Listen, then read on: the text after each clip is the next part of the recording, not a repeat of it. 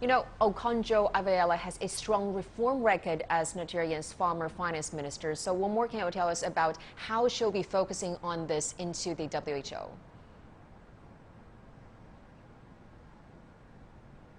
Well, one of her first tasks is going to be getting the appellate body back up and running. This is the group that rules on trade disputes between members, and it has effectively been hollowed out by the Trump administration, who criticized quite heavily the World Trade Organization. She says that she recognizes that it needs reforms and that she does want to overhaul it in a way that the big members of the WTO are benefiting as much as the small ones, and vice versa. She also wants to level the playing field when it comes to trade, to ensure that those small developing countries are receiving just as much of the economic benefit as the big wealthier developed nations already do. But what she really wants to do is hit the reset button on the organization altogether. The WTO was founded 25 years ago, but really has its roots in a trade agreement which was signed after World War II. So we're talking about an organization that is essentially 75 years old, and a lot of the problems and challenges that face the world today are challenges that were unimaginable back then, and she recognizes that perhaps that the mandate is a bit unfit for purpose at this point. For example, she wants to take the lead on climate change, which is not exactly in the WTO's mandate, but we certainly are seeing a lot of countries starting to consider cross-border carbon tax adjustments. So this is an area where she thinks that she can play a role when it comes to tackling climate change. She is a very hands-on individual, as we have seen in the past. So we don't expect her to just be sitting on the sidelines, but expect her to be very much involved in reforming the WTO at a time when it very desperately needs to be reformed. And also, what might be some of the major challenges that lie ahead for this new WTO chief?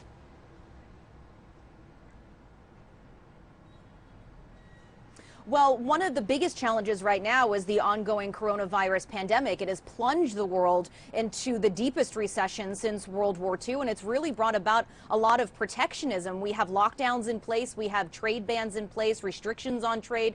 For example, here in Europe, every single vaccine shipment that leaves the bloc is now being scrutinized, and there are growing concerns that some of the poorer nations of the world are going to be left behind in this race to get immunized. And this is something that she very much wants to take head on. South Africa and India, for example, are petitioning the WTO at the moment to relax and suspend some of the intellectual property patents when it comes to COVID-19 related technology, so that some of the poorer nations can perhaps start manufacturing the vaccines themselves, so they're not reliant on deliveries from developed nations. She's going to have to negotiate that with the richer nations, who at the moment are blocking that proposal. But she is a very skilled negotiator, very artful negotiator. When she was the finance minister of Nigeria, she convinced richer nations to write off $18 billion worth of Nigeria's debt. So she does have a different skill set. She is not a trade expert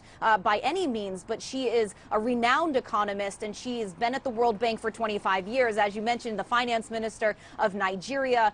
She is a person with a different skill set, but perhaps for the WTO, which is facing all of this criticism, it's exactly what they need at the moment.